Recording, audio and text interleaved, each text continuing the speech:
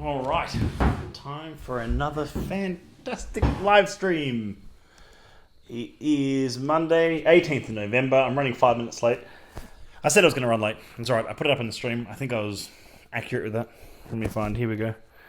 Thank you everyone for tuning in. Caribbean whiskey drinker, Brick, Coca Allure Hair Bar.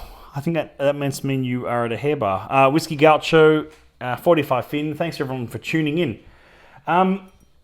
It's Monday. It's Monday Malts. It's time for a bit of a chat about something else, something different every single day. I do a live stream, which is always fun, and everyone always expects a bit of a Monday rant because there was a couple of months ago now. One of the Monday live streams, I got on a bit of a rant and started ranting about things. Something to do with the industry, something that sort of riled me up. And it must have been, it was either the train rant, no, that was definitely a Friday night. That was a Friday night, the train rant. That's where I did my live stream live from a train station because it was 8 o'clock and I was still at a train station. But this one's Monday night. This is Monday Malts, which is about sort of, what's the word for it?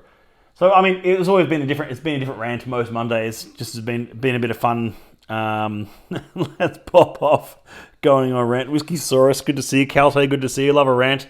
Let's pop off. He says, "Yeah, look, I'm trying not to get too worked up over things, but I do have a couple of things that I could rant about definitely that always sort of get me going a little bit. So, but actually, the spirit and that I wanted to talk about and go over with you, and so we can all learn a few more things about it, is actually not whiskey at all. Now."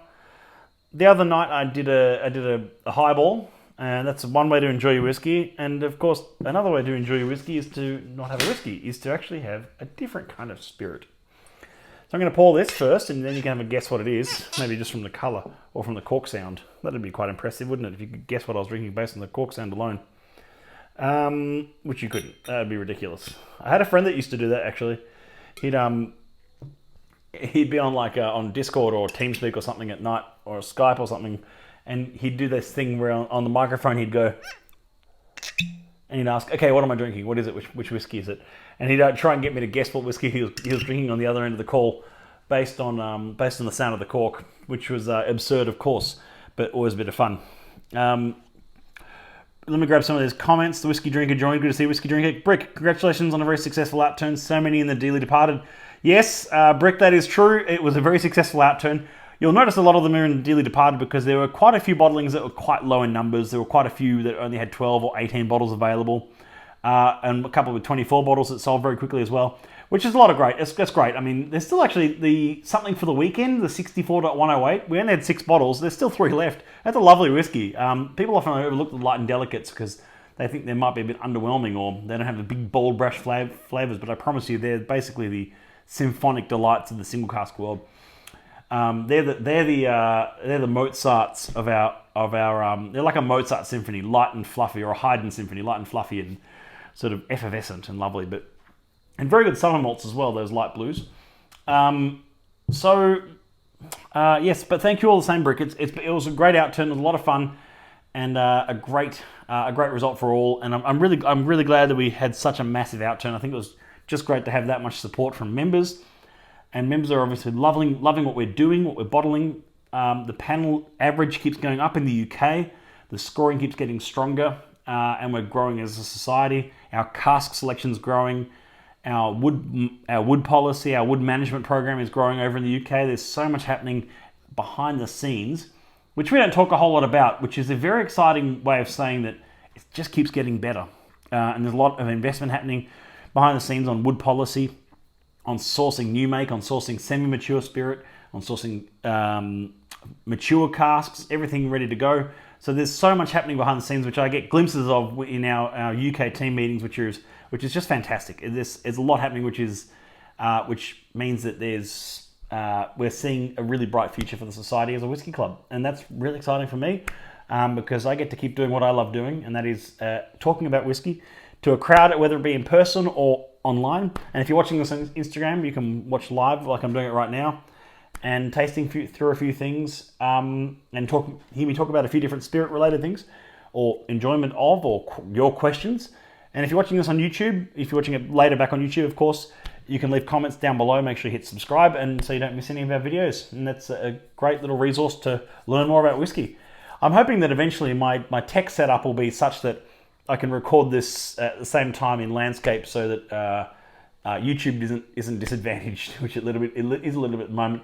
I sometimes do landscape for the longer form videos, but for the live ones, you've got to do it in vertical. The wonders of fighting against format, I guess. You need a dartboard with a rank topic if you catch my drift. Yeah. A4.5. Now, can you see a reflection or something here, Cal? What's going on? Yes, this is indeed A4.5. I don't know how you knew that, Cal. That's kind of creepy, to be honest. That's crazy that you picked that. So, Sally, SM Yan, Barry Munderson, She's So Fine, Cocktail Co., Our Hands, Pomme09, Sam, Whiskey and Music. Thank you, everyone, for tuning in. A4.5, A Cup of Kindness. Now, it's we don't get too many of our non-whiskey spirits. We get a few here and there, a few rums, a few cognacs, armagnacs, a few... Well, we've got a few gins coming. We've got 2 more gins coming, actually. For those who missed out on the that crazy gin from midway through this year, that cask strength gin that we got. We've got 2 more cask strength gins coming from 2 different distilleries entirely. That'll be GN2 and GN3 coating. We've had a few grains recently. We've got some more bourbons coming. So if you want a bit of an insight into what the UK are kind of working on, I mean, you can follow the UK on Instagram, of course, but a good one to follow is actually Kai at SMWS. That's KAI at SMWS.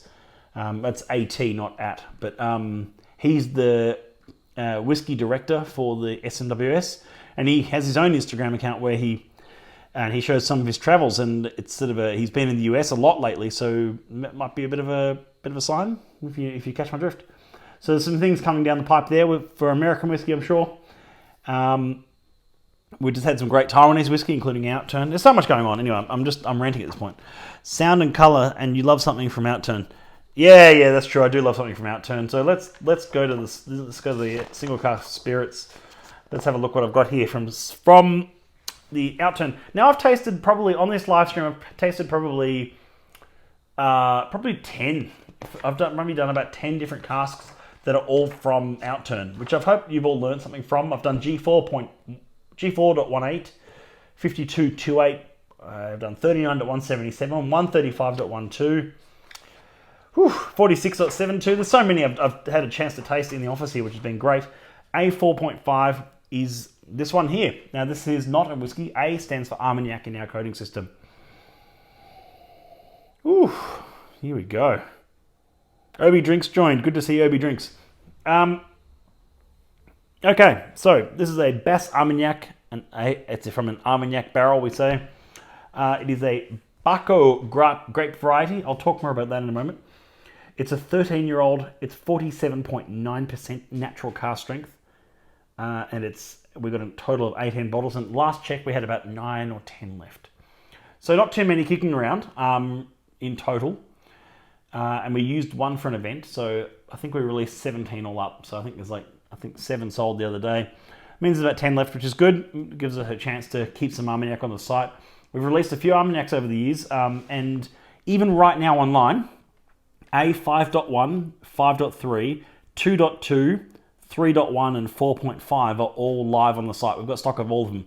So if there's an Armagnac that tickles your fancy, there's so many on there. There's from that one there, a 13-year-old, which is a nice youngest sort of style one, all the way to the A2 2.2, which won double gold at San Francisco and is a 44-year-old Armagnac and is a rare treat indeed, something very special there.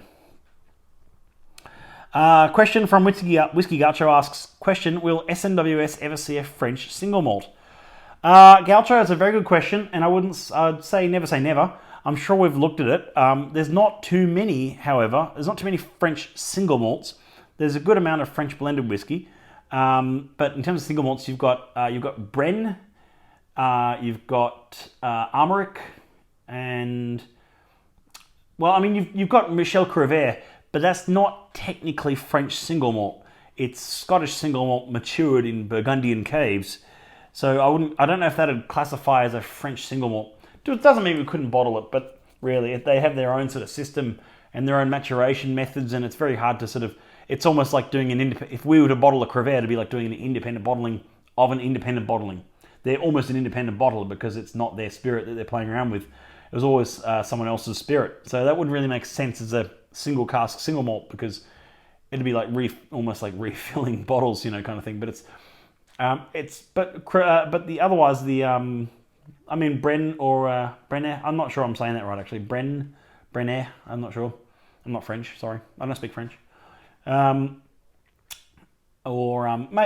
something like Armagnac would be in the discussion, but for last I heard from the Armagnac distributor in Australia, they barely keep up with demand for their current spirit. So it's sort of like, the French love their whiskey. The French drink a lot of whiskey. They drink a lot of blended whiskey, but it's a big whiskey country comparative to like per capita, along with other countries that surprise you in terms of their whiskey consumption, like Denmark, of course, places like Taiwan, but they've got much higher populaces, so it kind of makes more sense. But even per capita, it's like their whiskey consumption is quite high, which is cool. So yeah, anyway, and it's also, you might be interesting to learn that the most popular brown spirit in the United States is bourbon, American whiskey, bourbon. However, the first highest. Try using your words. The highest export market for bourbon worldwide is actually Australia. So Australians love their bourbon as well. Richie Fernando, good to see you, mate. Hope you're well. So let's examine what Armagnac is before I have a taste of this. I'm having a nose of it. So they're both Armagnac. I'll start by comparing it to cognac, so we know it will give us a base. Armagnac and cognac are both made in France. So they're both French brandies, essentially. They're made from white wine grapes, and unsurprisingly, cognac is made in Cognac, and Armagnac made in Armagnac, in the Gascony region. So there are similarities between Cognac and Armagnac, and that's I fully accept that. There are quite similarities, just like I'd say there's similarities between American bourbons and American single malts. Just how I'd say there's similarities between Australian whiskey and Scotch whiskey. That's less so, I'd say now, but it certainly started off that way. So cognac typically, I've written some notes down here so I get the wording right, because I know someone will pull me up otherwise. Cognac typically uses the Ugna Blanc grape. So that's a single grape style varietal of cognac, which is why cognac generally has quite a lovely but narrow flavor spectrum. And that's because they're using one type of grape varietal. Now that could be compared to some distilleries, most distilleries that use one barley varietal, compared to distilleries that use multi-barley varietals. There can be a difference between those, but at the same time, sometimes using singular barley varietal can mean get more of a focused flavour. Sometimes it can mean a bit more of a sort of a uniform flavour. So, whereas Armagnac uses three grape varietals, Folie Blanche, Colombard, and Bacco Blanc. So they use three different types of wine varietals for distillation in Armagnac, which I find gives Armagnac a broader spectrum of flavour than cognac. Doesn't mean one's better than the other. It just means that the spectrum of flavours. So if I was to say cognac's here, Armagnac's here, and Scotch whiskey here, sort of like they sort of widens as you go along, sort of thing. I know that's purely subjective, and I'd put bourbon about there. I'd put Australian whiskey at the moment about there. It's very hard. I could almost build a graph over this, and I'm sure there's actually some cool science that could go in behind that as well. So it's a thin wine. It's distilled, and for both brandies, for cognac and for Armagnac. And the main difference between the distillation is cognac is distilled twice, just like most Scotch whiskies are, with the exception of Auchentoshan and whatnot.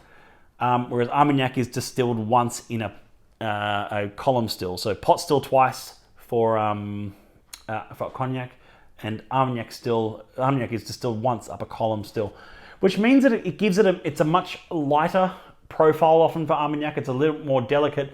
You get a bit more of the grape and flavour out of it, however, because it hasn't been completely distilled out. If you just keep distilling it, it'll turn into nothing eventually. Not nothing, but extremely neutral grain spirit, neutral grape spirit.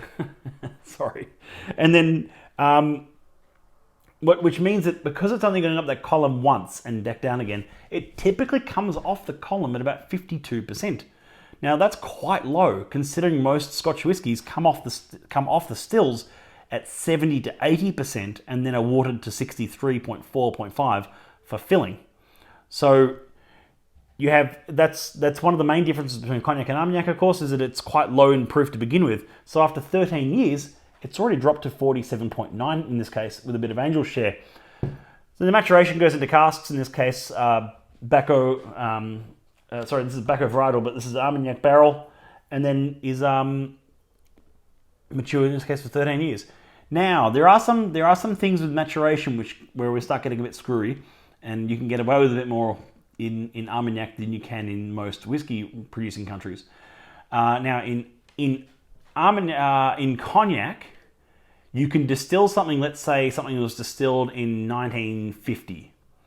You can then mature it for 20 years, up to 1970. You can then put it in glass, and where it doesn't mature anymore. It's sitting inert in glass, but they can still somehow classify that as time not bottled, if you like, or maturation. So it means it's not maturation, but it means that if it was 10 years extra in glass, it could then be a 30. I need to make sure I'm getting this right, because I know I'm going to get pulled up on this. But it's still fascinating that a bit like rum in some ways, less so like rum. That's a bad comparison. But in whiskey, it has to be a number of years in oak, and it's rounded down to the nearest year. So if something's matured for 13 years and 9 months, 13 years and 11 months, it's not a 14-year-old whiskey. It's a 13-year-old whiskey. Caltay asks, next Japanese bottling sometime in 2010. It's same as seeing a B. Cal, there were 2 Japanese bottlings bottled this year from the Society. However, they were bottled exclusively for the Japan branch, because they worked with the distillery quite closely to get those next 2 casks out of them. And they were both 6 or 7-year-old from a distillery starting with C and ending in Boo. The code, I can't remember, it's 130. I'm going to go with 130. Probably 130.2 and 130.3, I think. So they were bottled this year. They were premium livery releases. The vault's got like a case of each. That's it. So it was pretty much Japan only exclusives.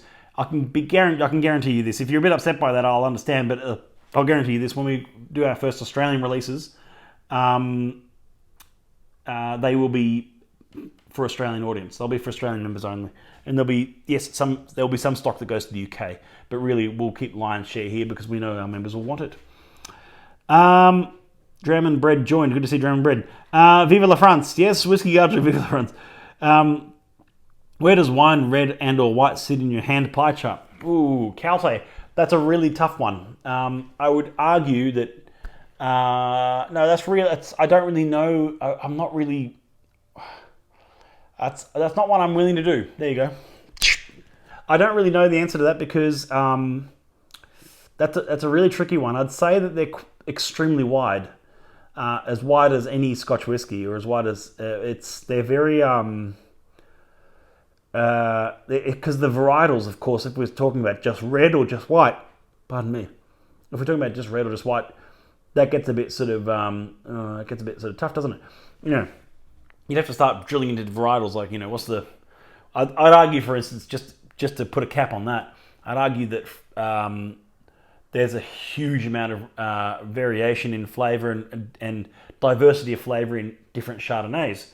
And I'd argue the same for different Pinots, but I wouldn't argue the same for Pinot Gris or Sauv Blanc, for instance. I'm happy to be proven wrong on that. So that Armagnac is often, sometimes I think, unfairly called the malternative, M-A-L-T, malternative, as in it's an alternative. I find a lot of whiskey drinkers can get really into Armagnac and might not care for cognac as much for some reason, and I think that's maybe a little bit unfair. But I think that Armagnac is a perfectly good whiskey drinker's tipple in many ways. And this is a single cask Armagnac, by the way. I want to stress something here. If you've seen whiskey before as single cask that's not society bottlings, That's not so uncommon anymore. It was when we first started the society, and we still do own the single cask predominantly, as you know. But and going to these distilleries back in the 80s in Scotland and people asking for single casks of whiskey was considered absurd. Why would you do that? Oh, what would you want a single cask for? Here, take it. It's not going to be sold as a single malt, and you won't be able to sell it as a single cask. It's insignificant to our output, so it's all yours. The same happened when the whiskey team in the UK approached these Armagnac and Cognac distilleries for single casks. They were told, what would you do to that? You can have as many single casks as you want. It's absurd. It's like, I think that'll change. I think we'll see that same seismic shift as we did in whiskey in Armagnac and Cognac in the next probably 5 to 10 years. I'm giving you a bit of a lead time on that one, but I still think it'll happen.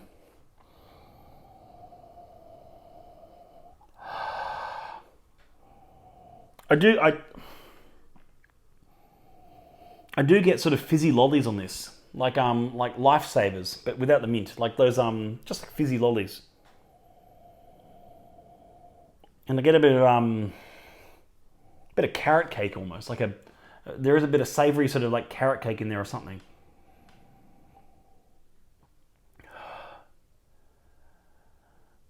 White chocolate, like Milky Way white chocolate.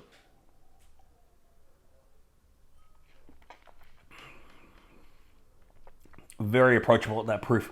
Still got a bit of body though to it. It's got a surprising amount of body in it for that proof. Chocolate bitters, it says. Cherry liqueur. I'll agree with that. And a bit of marmalade on buttered toast. That's a really good point. I find that in a lot of single cask Armagnacs actually that I've tried. There's almost like a lovely sort of like tart, winey marmalade note over the top of some crispy sort of buttered toast. And it's a lovely note, and it's very Moorish.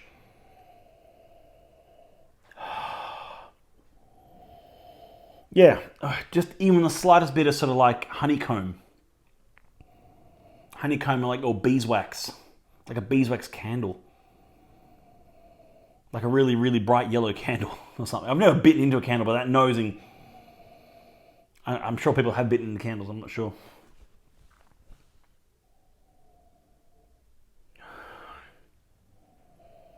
I've let that sit for a few moments now, and it's becoming almost positively tropical. It's almost got this like a sort of like if you were to get a mango smoothie on a hot day in a garden kind of thing, with some native some native bugs and a bit of grit to it still. That's and a bug flies into your smoothie kind of note. That's getting awfully specific, but it's I mean it. No, not to fruit tingles. Sorry, that was the word I was looking for, beermonger. Brandy, it's brandy, yes. Not Calvados. It's fruit tingles is a good one. Sorry, that was the word I was looking for. It's like lifesavers, but the fruity ones. Fruit tingles. The fruit tingles is sort of dissipating now. It was really at the front of the nose, but now that I've had a few noses of it and a wee taste, it's kind of like it's almost got a bit more of that like I say, marmalade on toast, chocolate bitters. Banana, or not banana, but like a mango smoothie.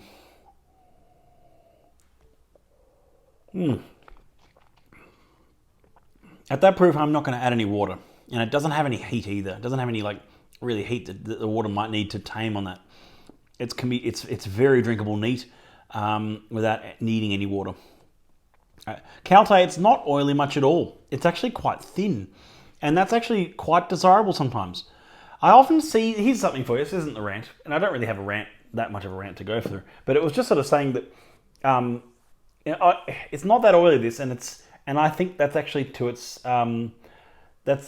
benefit. Not every spirit needs to be, a big oily bomb. It doesn't need to always have something, it doesn't always also need to be, 65.5% and heavily peated and from a sherry cask, and I wrote an article recently that's on the Society website about great stats don't make for great whiskey or something. And there was one of my points in there was about how all too often we can get too wrapped up in like almost having to check boxes about what the most the most of something is. It's like, well, I'm after a whiskey. Okay, what is it? It has to be cask strength. Okay, cool. Yeah, cool.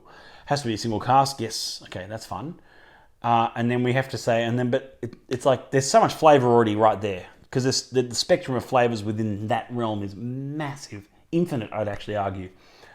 So then what's after that? After that is, it has to be peated. Okay. Has to be sherried. Okay, but not just any sherry, a sherry bomb. Oh, okay, so it has to be like black, and it has to be peated, and it has to be, it has to be from like a first fill wine barrique only. Oh, okay. And that wine barrique has to have come from the Russian ice wine. Oh, right. And all these silly stats that don't improve whiskey, and wild stats don't improve whiskey. What does improve whiskey is, and I hate to say it, but it's traditional maturation. It's traditional production methods, not always, but it's often more traditional maturation. It's time, people, place. Place is, I could be argued on that one, but it's the time and people. You can't skip the time, and it needs people to make it. You can't use sonic aging. You can't use this to improve whiskey. You can create interesting spirits out of those kind of techniques, but it doesn't always improve it. Surely you chewed on a crayon when you were a child, yeah. Turning into a Terry's Orange in a little orchard. Yeah, maybe a bit of Terry's Orange in there, Beermonger. I would say not too much though. I mean, I've had some spirits which are very like Terry's Orange, and that really sort of orange oil kind of notes in some drams, and I love that. I love something as unique as that. But I'm still getting that sort of like carrot cake and beeswax and honeycomb.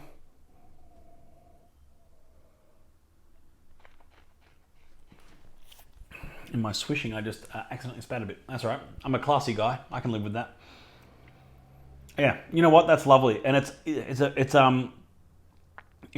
kind of like an aperitif of an Armagnac. It's the kind of Armagnac you'd want to have before a meal.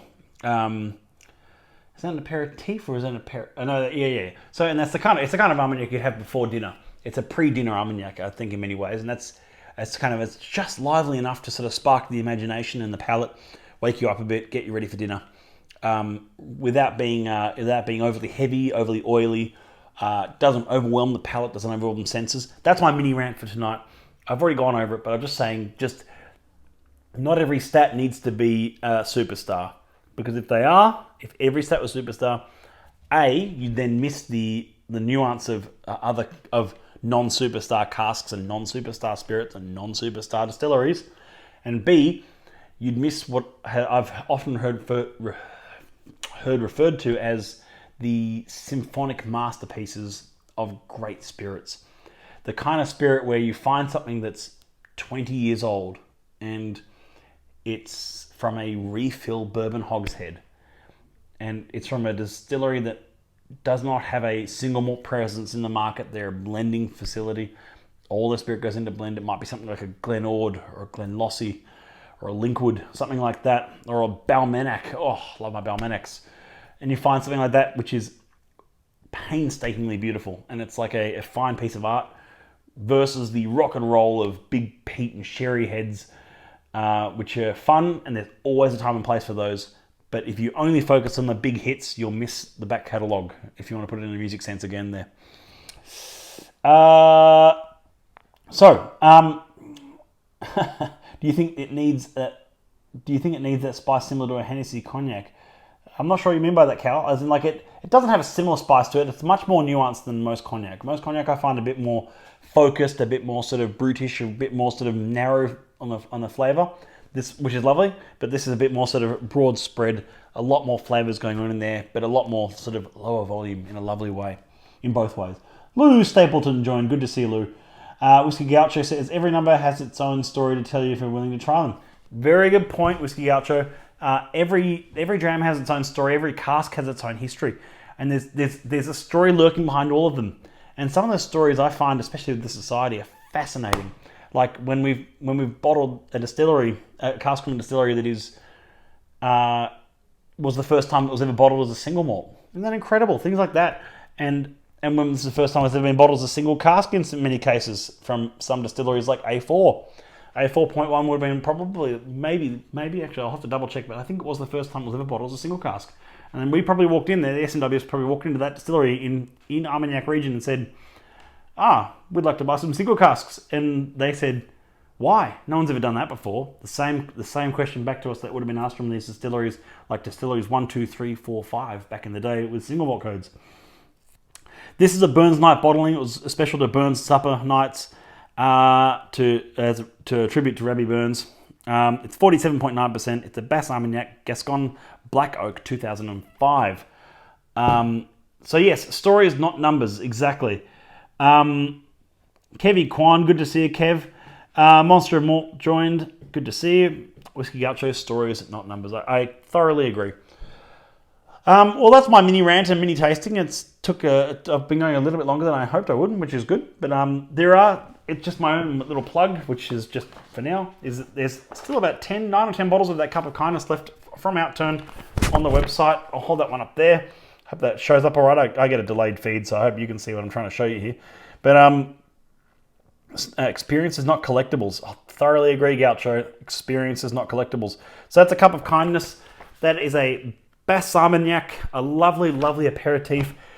If you wanted my drinking tip for that, that's the kind of lovely bottle that's not overaged, it's not too young, it's a lovely mid-range kind of age statement, and it's the kind of bottle you'd open before a lovely dinner with friends, and you pour some around, enjoy it around with some friends who appreciate it. Don't even tell them it's an Armagnac. Just pour it and say, we're going to have dinner in 20 minutes. Here's something as an aperitif. And some might even think it's some sort of brandy. What is it? It's a microscopic region in France. It's the Armagnac region. It's not just that; it's a single cask Armagnac. So it's something quite unique to that cask and something quite delicious indeed. Christmas party plug, of course. Sorry, yes, thanks, Cal. Thanks, boss. Trifle Delightful is in there as well. I'll talk about that another night, Gaucho. If you've not booked in for the Christmas parties around the country yet, do so. smws.com.au/events. There's so much coming up. I think we've sold about 100 tickets already to the Melbourne Christmas party. So there's still a few left. I think there's like 20 tickets left or something. We're going to get to about 120, 150 or so. See how we go. If we need to open up more tickets, we will. I'll need to twist some arms at the venue and whatnot to do that. But we'll get there. I always want to make sure it works for our members. Same with the Sydney Christmas party. There's about 12 or 15 tickets left. We've got live music at the Sydney one. We've got a DJ at the Melbourne one. We've got live music at the Sydney one, which is going to be it's going to be a hoot. We've got a jazz band coming. It's always a great night, and we've got a different means of doing the steps tasting this year, which will be a lot of fun. So we've got minus three left in Canberra, Gaucho. We oversold by 3, so Canberra has sold out, I'm afraid. That's Wednesday night. So Andrew Durbridge, our cellar master, is hosting that this Wednesday night. So not much point talking about it because it has completely sold out. That's exciting, and that's at the National Press Gallery in Canberra. And Brisbane, Adelaide, Perth, they're all coming. If you just check out the third last page, Canberra, Old School, that's right. Brisbane, Whiskey and Chocolate Festive Fun. That's a lot of fun. Monday, the 2nd of December, Whiskey and Paired Chocolates. Festive Jams in Perth, Festive Jams in Adelaide.